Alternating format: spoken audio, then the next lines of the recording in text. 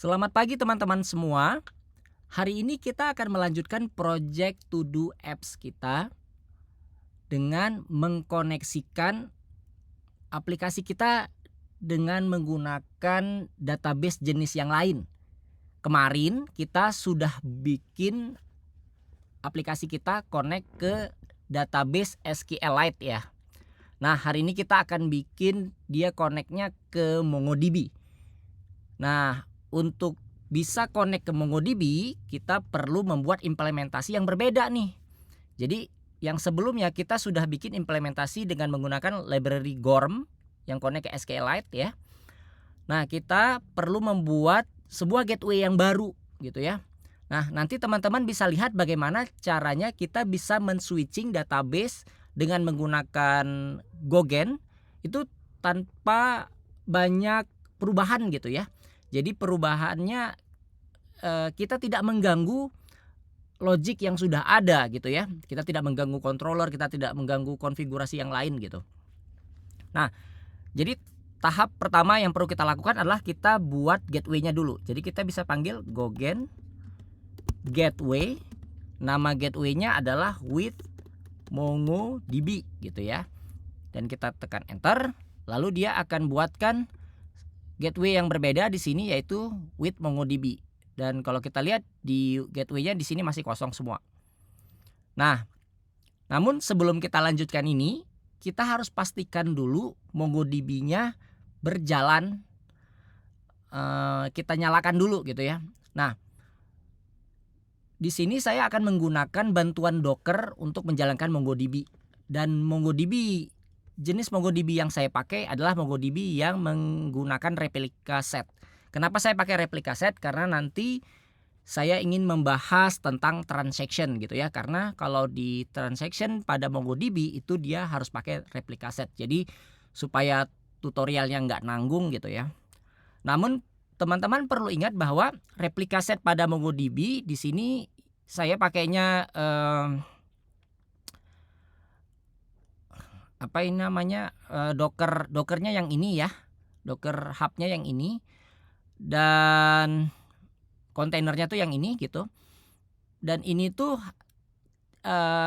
tidak direkomendasikan untuk dijalankan di production. Jadi ini hanya untuk development. Supaya kita punya ini dibilang have a ready replica set gitu ya. Jadi supaya kita nggak berlama-lama melakukan setup pada MongoDB karena ini bukan tutorial tentang MongoDB gitu ya. Oke, kita langsung saja. Jadi di sini teman-teman kalau kita lihat di Docker Compose di sini kita sudah punya namanya MongoDB RS ya. Di sini saya udah siapkan. Dan kalau pakai Golang kita tinggal klik aja di sini. Tapi kalau misalnya pakai command prompt, sebentar, ini kenapa? Does not match detected host platform. Oke. Kenapa ya? Oh, oke. Ini udah bisa running ya. Sebentar. Kita akan tunggu sebentar.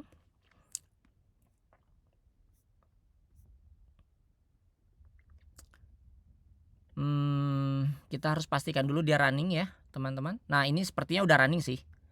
Oke, udah running. Nah, kemudian setelah kita udah siapkan replika setnya, kita akan coba buat kode untuk membuka koneksi ke MongoDB-nya.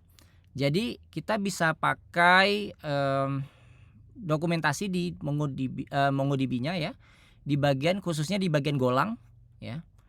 Di sini teman-teman bisa akses saja ini linknya ya. Atau kalau di Google tuh carinya tinggal MongoDB Golang gitu ya. Ntar dia bakal kesini gitu. Nah, kita akan coba dari quick start-nya dulu. Di sini kita bisa ambil kode untuk membuka koneksi ya. Ini ada kodenya. Tinggal kita ambil aja. Kita copy, terus kita masukkan ke sini. Ini kita close all ya di sini. Nah,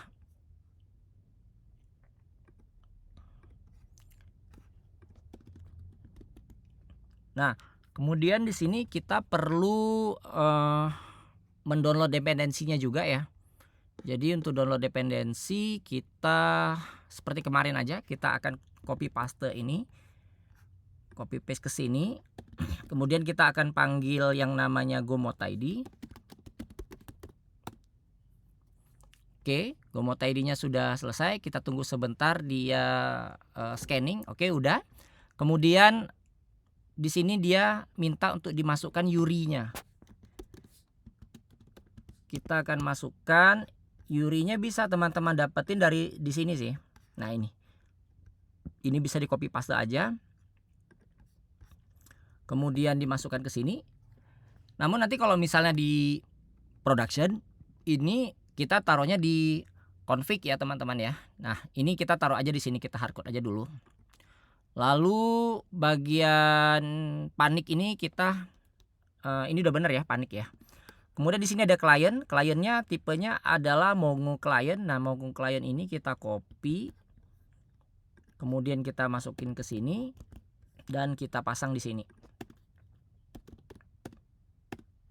Oke. Nah, selanjutnya kita sudah bisa connect ke MongoDB kliennya. Jadi kita bisa panggil, contohnya di sini ya, pada saat kita mau save. Oke, pada saat kita mau save berarti kita tinggal buka di dokumentasinya, di bagian usage example bisa nih. Kita pengen menulis data ya, berarti kita pilihnya yang insert dokumen. Nah, di bagian insert dokumen ini teman-teman bisa copy paste aja semua kodenya nih, bagian ini. Kita copy, masukin ke sini. Nah, ini ada client ya, merah. Kita pakai r.client. Nah, untuk nama database-nya kita kasih namanya todo.db gitu ya. Collection-nya namanya todo. Dan untuk objeknya kita bukan pakai yang ini ya.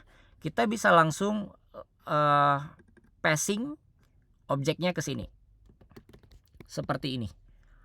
Kemudian bagian paniknya mungkin kita bisa return error aja seperti ini.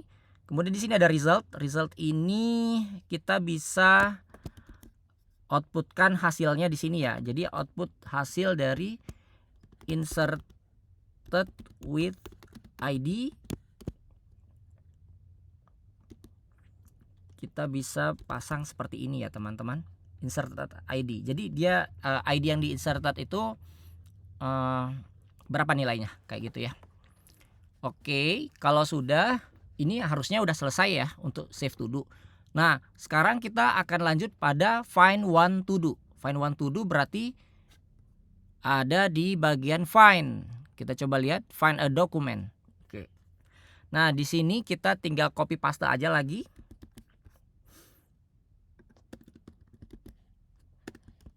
Nah, di sini kita tinggal pasang r.client. Lagi-lagi pakai todo db. Kemudian di sininya ada todo. Kemudian untuk filternya kita belum pakai filter apapun ya. Jadi ini saya kosongkan aja, jadi template aja. Kemudian untuk resultnya di sini saya akan pakai entity todo. Seperti ini.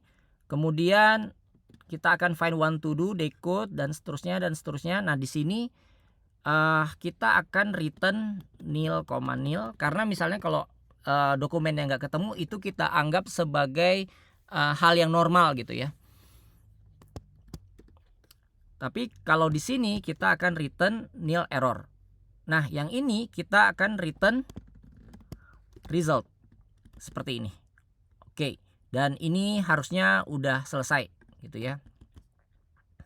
Di sini kalau kita mau tambahkan seperti ini bisa ya. Jadi nanti kita bisa lihat di lognya bahwa dia datanya keluar gitu ya.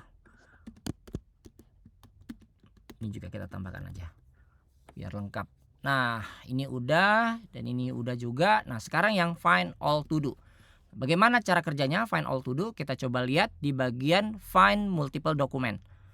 Di sini teman-teman bisa pakai, nah ini dia kodenya. Ini sampai di sini aja ya. Oke, ini bisa kita coba lihat. Ini ada nggak ya?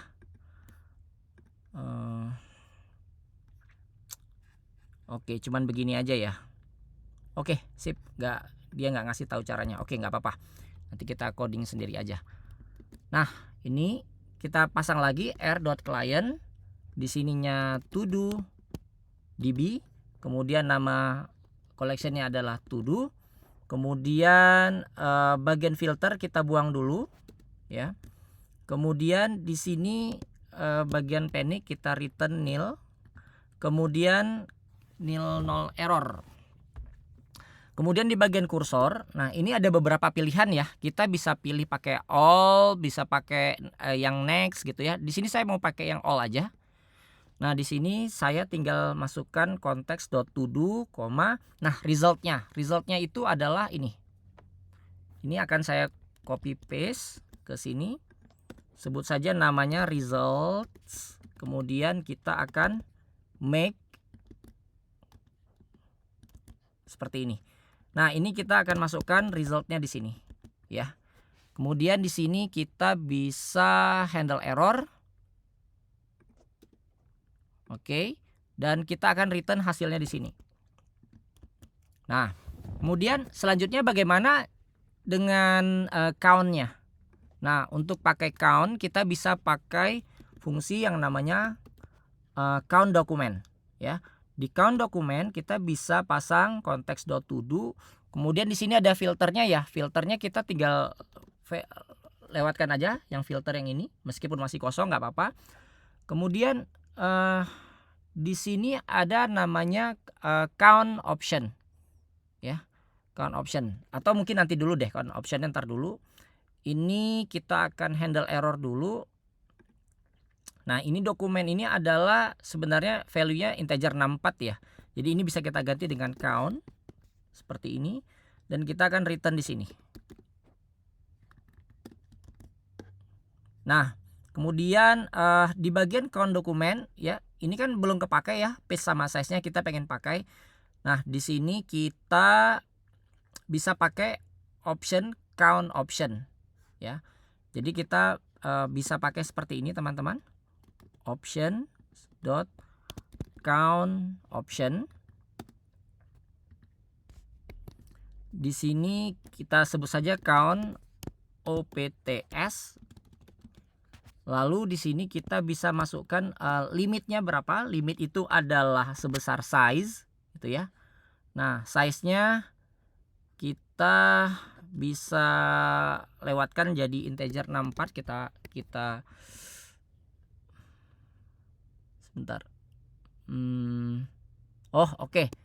Bisa nggak kalau diginiin? Oh, nggak bisa. Ya udah, kalau nggak bisa kita akan buat di luar aja. Namanya apa ya?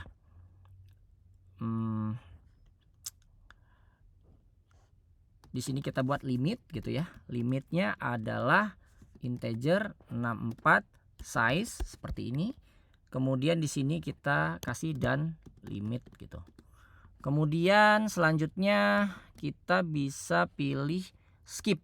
Nah, skip ini adalah page-nya. Ini rumusnya mirip seperti yang kemarin ya. Jadi kita bisa pakai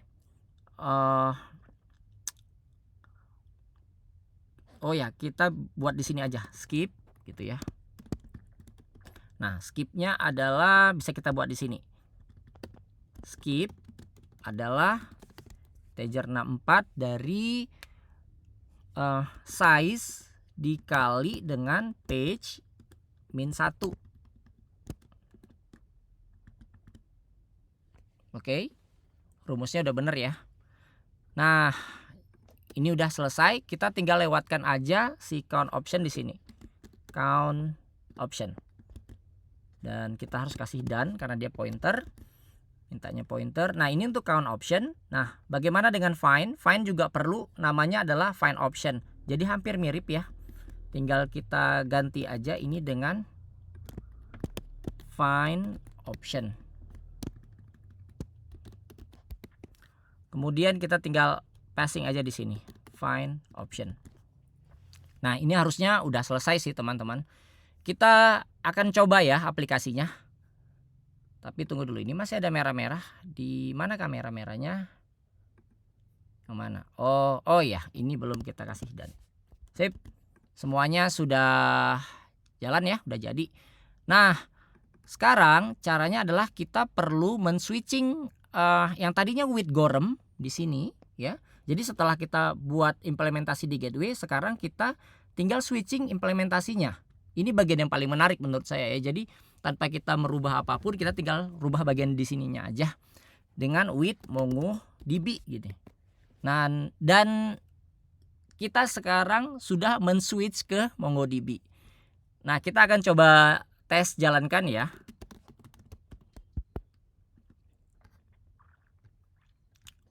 Oke, to do app. Nah, aplikasinya udah jalan nih. Kita bisa coba lihat di sini. Pertama, kita pengen lihat get all to do dulu. Ada nggak datanya? Oh, ini argumen cannot be negative katanya. Oh, oke. Oke. Jadi mungkin ini kita nggak usah main size dulu ya. Ntar. Limit must be positive. Limit must be positive karena limitnya dia asumsinya nilainya 0 ya kali ya. Jadi kita perlu kasih kali di sini ya, size sama dengan 10 gitu ya. Coba kita tes. Argumen skip cannot be negative. Oke. Kita kasih dan page sama dengan 1 coba. Oke. Jadi datanya masih kosong ya, teman-teman. Datanya masih kosong. Dan kita akan buat datanya di sini. Nah, kita akan coba input. Nah, nanti kalau kita udah input, saya ingin lihat hasilnya di ini, coba saya copy paste dulu. Saya ingin lihat hasilnya di sini, teman-teman, di yang namanya Mongo Kompas. Nah, di Mongo Kompas ini kita akan coba konekkan ya.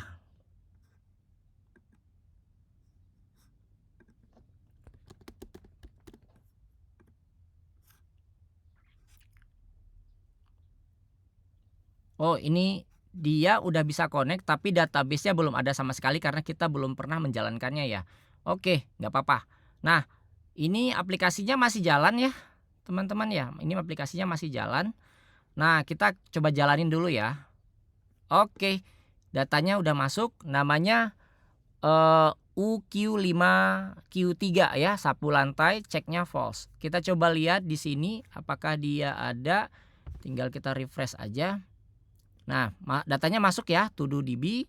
Sekarang kita bisa lihat UQ5Q3 ya, sapu lantai. Nah, ini dia. Kita bisa buat lagi data yang lain, misalnya kayak cuci motor misalnya ya. Kita klik lagi dan dia masuk cuci motor. Kita coba refresh di sini. Refreshnya mana ya? Mana refreshnya? Oh, ini. Oke, datanya udah masuk ya, ada 2. Nah, kemudian kita pengen lihat datanya di sini, jadi kita tinggal klik aja ini. Nah, ini adalah data yang kita dapat tadi ya. Benar ya. Nah, kemudian kita pengen merubah salah satunya, misalnya kita pengen ngerubah yang ini. Ini saya copy, lalu saya pindahin ke run to do check. Dan kita coba jalankan lagi. Duplikat katanya. Sebentar. Oke. Sepertinya ini disebabkan oleh kita menggunakan fungsi insert ya, teman-teman. Jadi kalau kita pengen menggunakan fungsi insert, kita pengennya tuh kita bisa insert sekaligus update juga gitu ya. Nah, kita bisa update juga di sini. Coba kita lihat kalau kita pengen update gimana caranya. Ini kan insert dokumen ya. Tapi kita pengen insert dan update juga. Insert of update in a single single operation. Oke. Caranya adalah kita bisa pakai fungsi ini kali ya. Nah, ini dia. Oke, kita coba ya.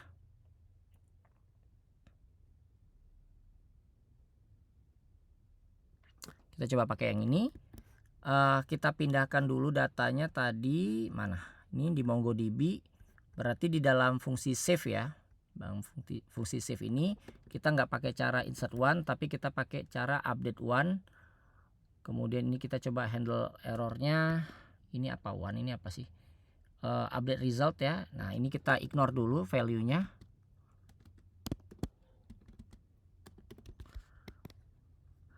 Di sini ada filternya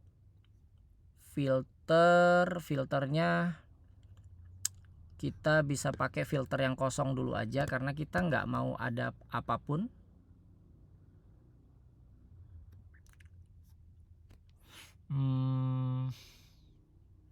Oke, kita perlu ini ya. Kita akan masukkan ke sini. Untuk filter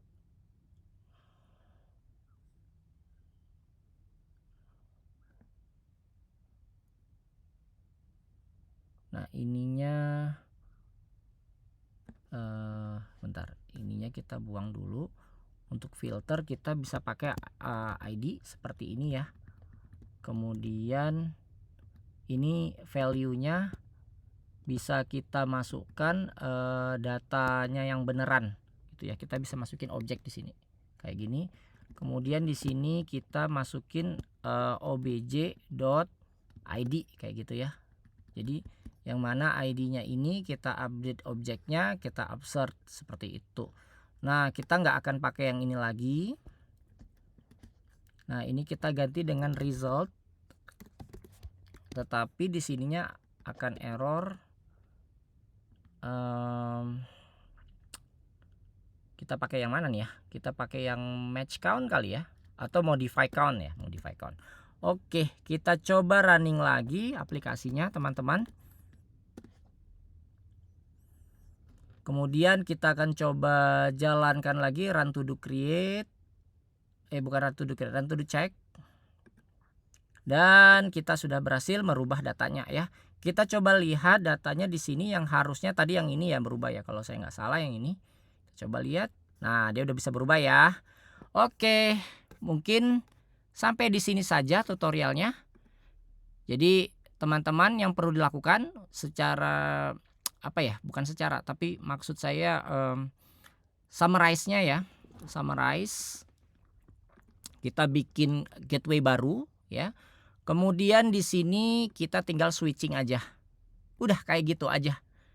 Semoga bermanfaat tutorialnya ya teman-teman. Sampai ketemu di tutorial berikutnya.